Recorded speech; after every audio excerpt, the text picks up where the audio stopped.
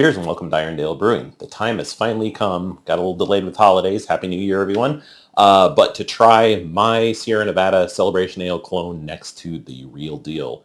And this is the last can that I have anyway. For dramatic purposes, let's just assume it's the last can I can get. I don't know that that's true, but given that it's early January, they may all be gone by now. So on the left here, I did a pour off my kegerator of my clone.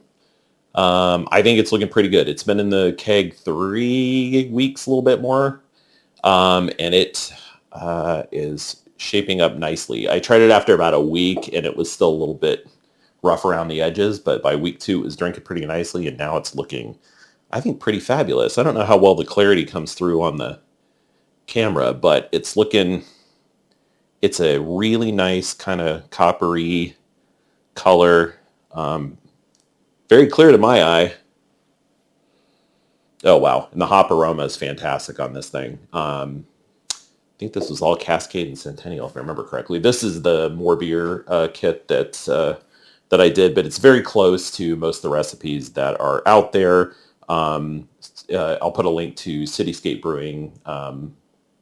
Dennis, drawing a blank at his name there for a second, has spent a lot of time really dialing it in, and the More Beer recipe is pretty close.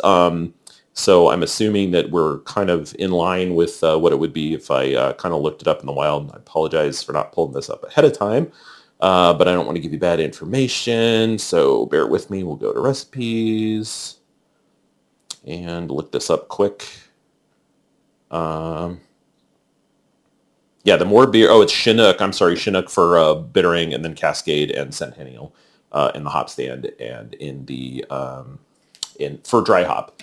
I'll talk about dry hopping in a second, but let's do the test here. It's going to be fun. Real deal.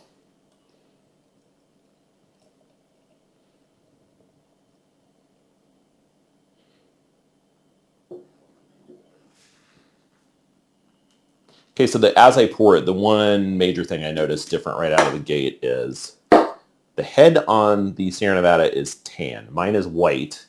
I don't know how you can see that. But on the Sierra Nevada, it's a little bit light tan.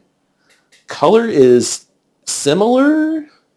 Sierra Nevada is a little bit lighter, a little bit clearer. But, definitely in the ballpark. Yeah, that's interesting. Let's do the aroma on the Sierra Nevada. Yeah, there's just something about the fresh hops that it's brighter and fresher smelling. And I don't know that you can replicate that exactly with pellet hops, but the one that I made, definitely a nice hop aroma. It has a little bit, I'd say the clone is a little bit maltier on the nose.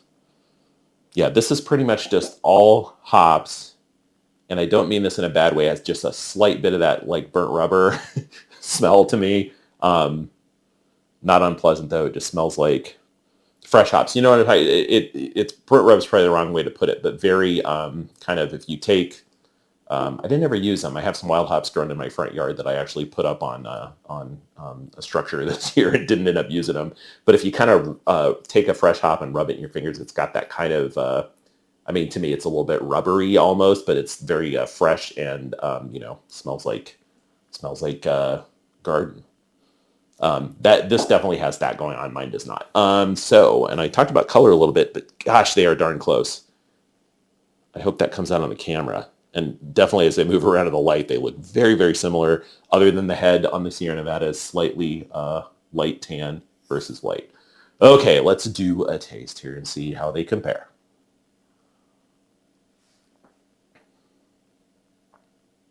Yeah, so this is drinking pretty well. The hops are starting to fade. Like I said, it's been a little over 3 weeks in the keg now.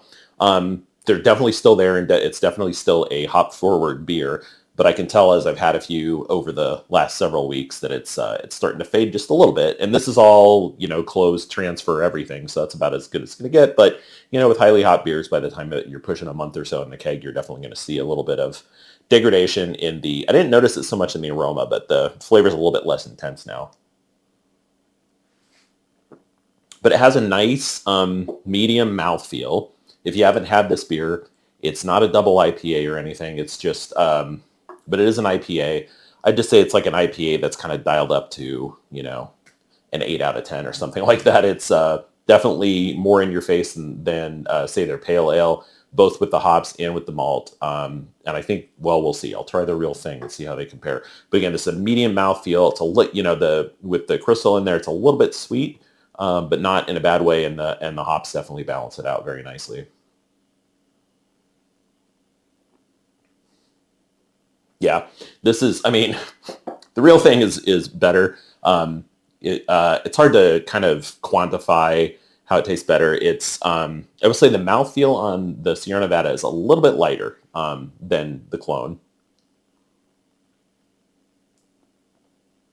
Yeah, just a little bit lighter.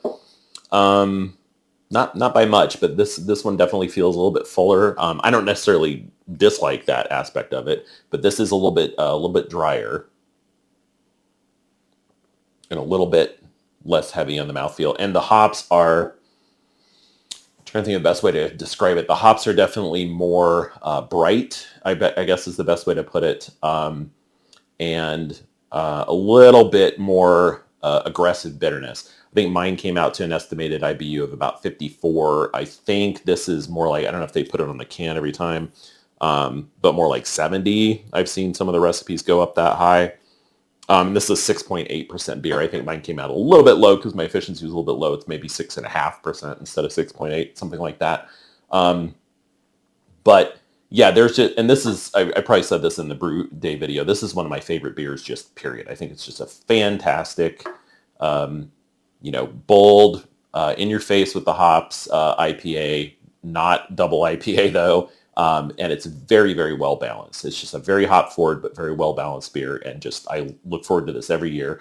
And this more beer clone that, like I said, is very similar to a lot of the other recipes when I was researching this, is very, very close. I think the only thing I'd probably do differently,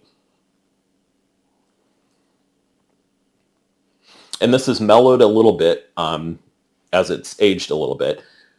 I'd say by week 2 when I had it and I'm like, okay, it's kind of over the rough edges of the first week in the keg, the dry hop came off a little bit aggressive, and it made me think I probably next time I dry hopped for 5 days just at 68 Fahrenheit since that's what I was fermenting at.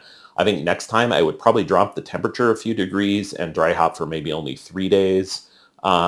And if you do, the primary person that's done a ton of research on kind of hops in general, but particularly with dry hopping and is a big proponent of cooler, shorter dry hopping, is Scott Janish. I'll put a link to his book in the description. I can't remember the exact title of it. But I think that would probably help this because and it's not bad. I'm being nitpicky here. Just, every beer I make, I drink a little bit of it and say, okay, what would I change and do differently next time? I think just a little bit cooler and a little bit shorter dry hop would just mellow it out just enough that it would be a little bit more pleasant. But that's not to say this isn't an excellent beer. I'm really pleased with how that came out. It's well worth making. Either get the More Beer kit or just look for Cityscape Brewing's recipe or most of the other recipes. They're very, very similar to each other. You can kind of tweak and maybe you'll say, hey, I want to go a little bit more with the hops, less with the hops, even mess with them a little bit. I think technically speaking, this beer is different every year, but it's always, got that same character. I think they modify the hops a little bit maybe every year, but I think that's about all I have to say. So A+ for the clone. I think it came out really nicely. Well worth making. I will definitely make it again. Probably just tweak the dry hopping.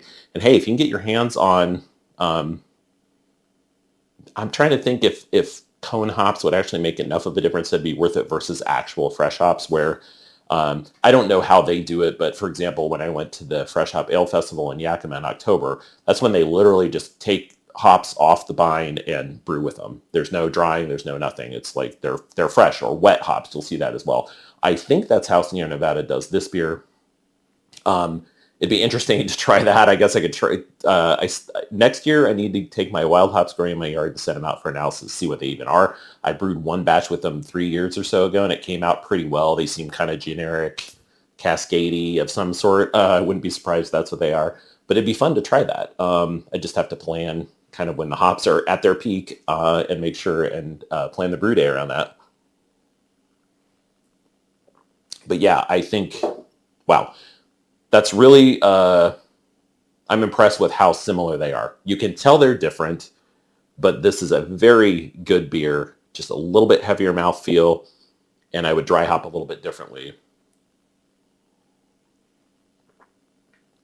And I don't know that you can ever, like I said, match the fresh hops, but boy, that is pretty close.